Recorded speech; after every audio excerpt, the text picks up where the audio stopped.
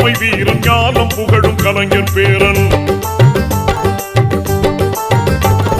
கருப்பு சிவப்பு படையின் வீரன் களத்தில் வெல்லும் துணிச்சல்காரன் காலம் கொடுத்த கடமை வீரன் ஞானம் புகழும் கலைஞர் பேரன். திருக்குவளையின் வழியில் வந்த தமிழ்